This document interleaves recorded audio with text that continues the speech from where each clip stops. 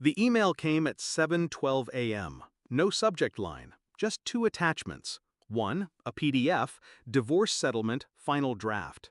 The other, a photo, her in a silk robe I bought, straddling a shirtless boy with abs drawn more by ego than effort.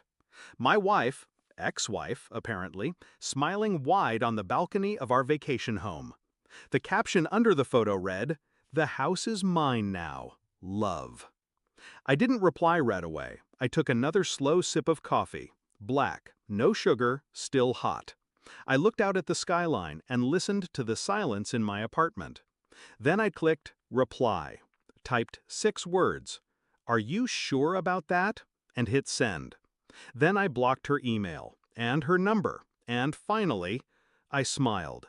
It didn't start with infidelity. It started with distance. A half-second delay in her laughter, a thumb swiping screens when I walked into the room. Late meetings, girls' weekends, just tired. I wasn't stupid, I was just quiet. She thought silence meant softness, weakness. But mine was different. Mine meant calculation. I let her grow comfortable, watched her transform from the woman I married to something else entirely.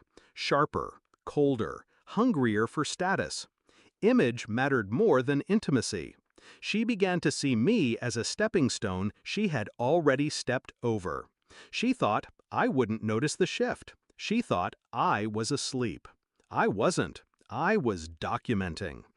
While she was laughing with him in my home, I was sitting with my attorney. The property deed? Still in my name. She'd signed a transfer agreement, sure, but it wasn't recorded. And the clause she never read?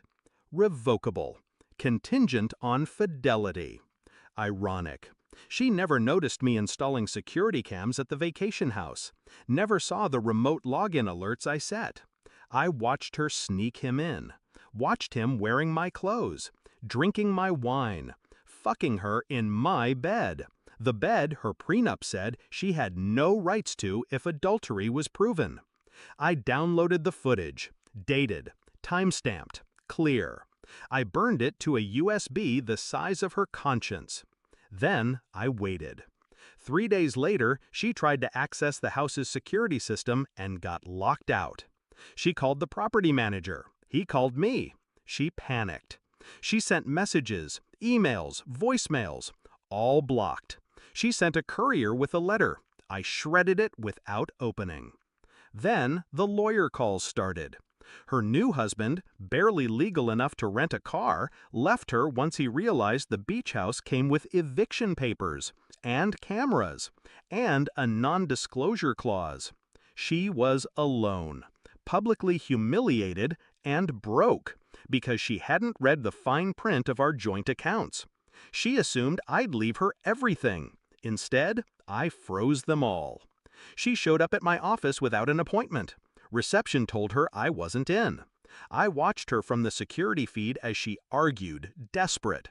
Her makeup was perfect, but her eyes, unhinged. I sent an envelope down through my assistant. Inside, a still image of her and the boy on my balcony, a copy of the deed, a notarized revocation of transfer, and a sticky note that said, "Are you sure about that?"